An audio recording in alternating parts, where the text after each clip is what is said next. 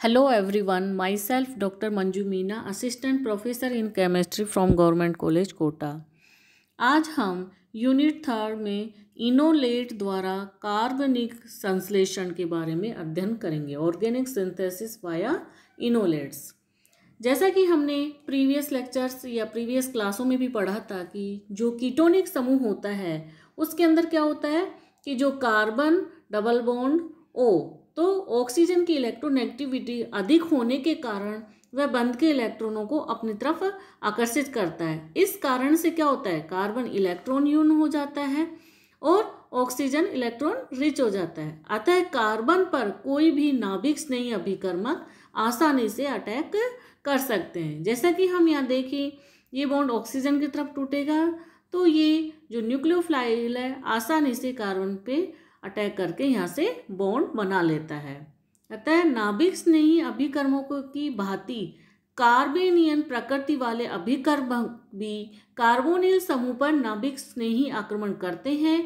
जैसे कि हम देखें ग्रिग्नार्ड रिएजेंट, जो कि हमने फर्स्ट यूनिट में देखा था, कार्बोनिल यौगिक निम्न प्रकार से क्रिया करता है। यह है एथिल मैग्नीशियम ब्रोमाइड। ये एसीटोन से क्रिया करेगा जिसमें कि कार्बन से ऑक्सीजन की तरफ बॉन्ड टूटेगा। इस कारण से कार्बन पर आंशिक रूप से धनावेश और ऑक्सीजन पे आंशिक रूप से ऋणावेश आ जाता है। तो ऑक्सीजन पे क्या जुड़ जाएगा, MgBr, और कार्बन पे क्या जुड़ जाएगा, एथिल ग्रुप। अतः इस प्रकार की अभिक्रियाओं में एक कार्बन कार्बन बंध बनता है। अतः ये अभिक्रियाएं कार्बनिक संश्लेषण में अत्यंत उपयोगी होती हैं। बड़े जटिल कार्बनिक अणुओं के संश्लेषण में इनोलेट आयनों की अत्यंत महत्वपूर्ण भूमिका होती है। ये एक क्षार उत्प्रेरक की उपस्थिति में अल्फा हाइड्रोजन परमाणु युक्त कार्बनिक यौगिकों से प्राप्त होते हैं।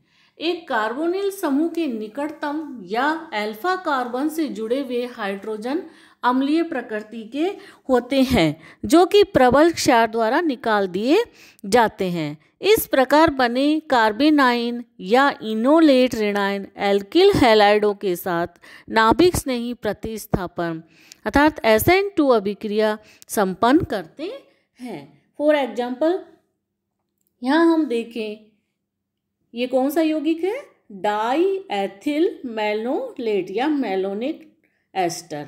जब इसकी सोडियम एथोक्साइड से क्रिया करवाई जाती है तो क्या होगा, यहाँ से एक हाइड्रोजन निकल जाएगा और उसकी जगह कौन अटैच हो जाता है, सोडियम। तो ये क्या कहलाता है, इनोलेट ऋणायन, और अल्कोहल निकल जाता है।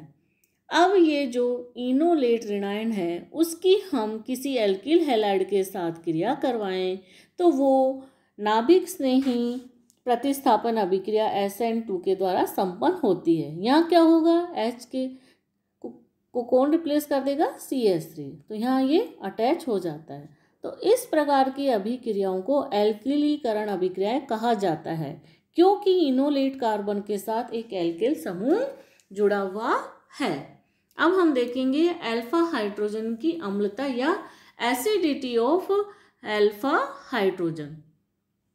एक कार्बोनिल समूह की अल्फा स्थिति पर विद्यमान हाइड्रोजन परमाणु एसिडिक नेचर का होता है क्योंकि प्रोटॉन के निष्कासन के बाद जो ऋणायन बनता है वो क्या होता है, अनुनाद या रेजोनेंस के द्वारा स्टेबल हो जाता है। यहाँ देखिए, ये कीटोनिक समूह के पास कौन सा है, कार्बन पे क्या जुड़ा हुआ है, अल्फा हाइड्रोजन। ये इससे क्रिया करेगा, यहाँ से ये H निकल जाएगा और ROH निकल जाएगा। अब ये ऋणायन बनता है, ये वाला बॉन्ड यहाँ शिफ्ट होगा, यहाँ डबल बॉन्ड ऑक्सीजन। इस प्रकार से इसमें क्या होता है, रेजोनेंस, जिसके कारण इनोलेट ऋणायन क्या होते हैं, स्थायी होते हैं। कुछ अल्फा हाइड्रोजन परमाणु युक्त कीटोनिक यौगिकों के pKa के मान निम्न सारणी में निम्न प्रकार से हैं। फर्स्ट देखें हम acetone, CH3 C double bond O CH3, तो ये क्या होगा, अल्फा हाइड्रोजन परमाणु, तो इसके pKa का मान कितना है, 20। Ethyl acetate CH3 C double bond O OC2H5, ये वाला कौन सा है, अल्फा कार्बन, और ये वाला अल्फा हाइड्रोजन, इसके pKa का मान कितना है, 25। डाई एथिल मैलोनेट या malonic ester, C2H5O, C double bond O, CS2, C double bond O, OC2H5। इसके pKa का मान कितना आएगा अल्फा हाइड्रोजन परमाणु का? 13। नेक्स्ट है एथिल एसीटो एसीटेट या acetoacetic ester, CS3, C double bond O, CS2, C double bond O, OC2H5। इसके pKa का मान कितना है? 11। अब हम देखेंगे 2,4-पेंटेन डाइओन या acetyl acetone, CS3, C double bond O, CS2, C double bond O, CH3। ये वाला कौन सा है? अल्फा कार्बन और इसका ये अल्फा हाइड्रोजन। इस यहाँ पर pKa का मान कितना है? 9। लास्ट है एथिल साइनो एसीटेट या cyanoacetic ester, C triple bond N, CH, C double bond O, OC2H5। तो ये वाला क्या है? अल्फा कार्बन, इससे जुड़ा हुआ हाइड्रोजन। इसके pKa का मान कितना है? 9। तो इस सारणी को अगर हम ध्यानपूर्वक देखें तो इससे यह स्पष्ट होता है कि कार्बोनिल समूह युक्त यौगिक कीटोन है, एस्टर है आदि काफी क्या होते हैं?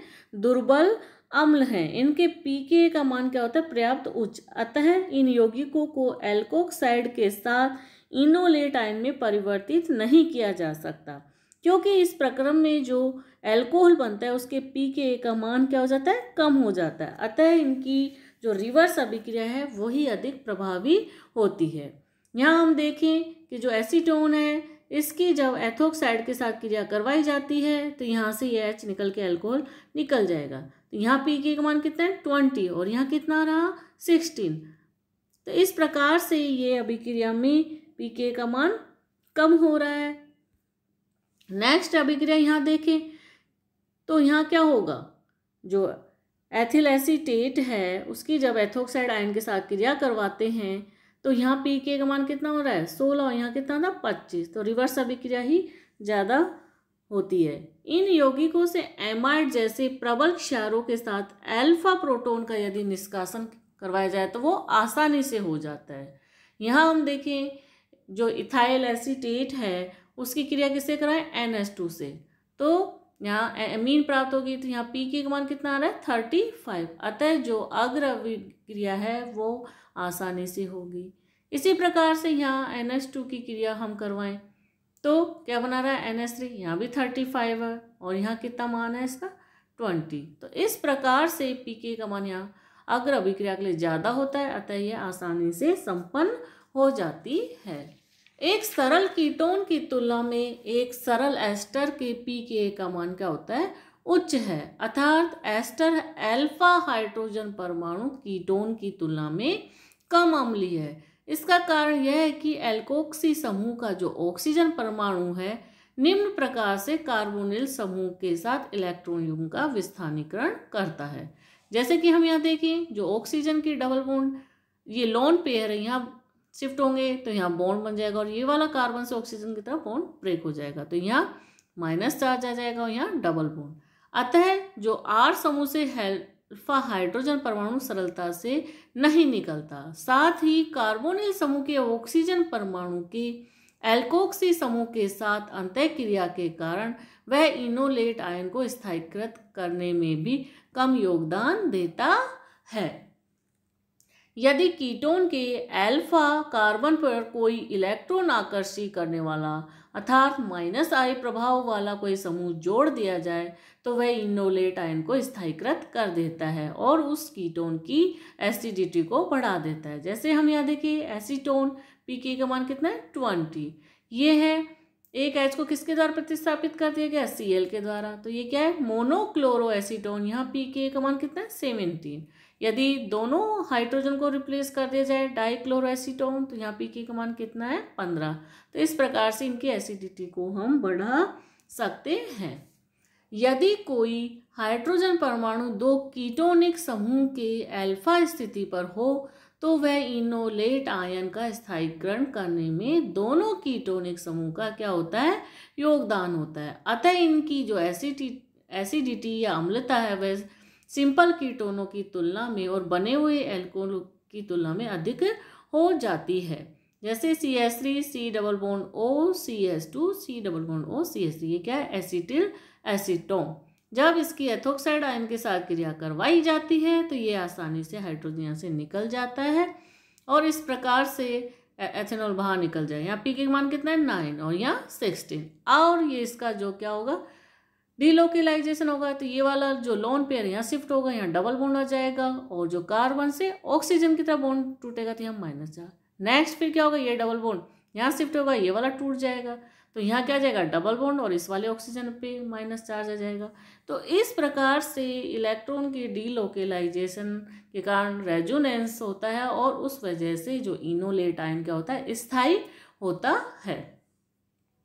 यदि कार्बोनिल समूह के स्थान पर कोई अन्य प्रबल इलेक्ट्रॉन आकर्षित करने वाला समूह जुड़ा हुआ हो तो भी अल्फा हाइड्रोजन परमाणु क्या हो जाता है, अम्लीय हो जाता है। जैसे कि हम यहाँ देखें मेथिल साइनाइड की, जब हम मेथिल साइनाइड एथिल एसीटेट जितना ही अम्लीय होता है। यहाँ पीके का मान कितना है 25।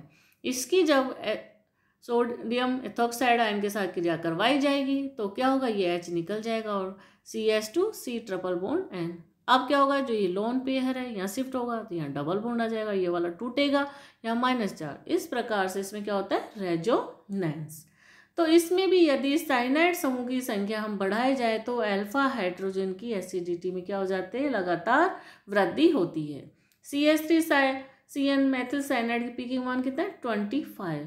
यहाँ CH2CN होल ट्वाइस में कितने पीके का मान 11 और CHCN ट्रिपल ट्राइस का कितना मान है पीके का मान 1। तो इस प्रकार से अल्फा हाइड्रोजन परमाणु की एसिडिटी इधर की तरफ बढ़ती जा रही है। डाई एथिल मेलोनेट व एथिल एसीटेट दो ऐसे महत्वपूर्ण यौगिक हैं जो कि इनोलेट आयन द्वारा अनेक कार्बनिक संश्लेषण में उपयोग किए जाते हैं और इन दोनों के अल्फा हाइड्रोजन परमाणु अल्कोहल से अधिक अम्लीय हैं और एथोक्साइड आयन की तुल्य सांद्रता के साथ आसानी से इनोलेट आयन बना लेते हैं।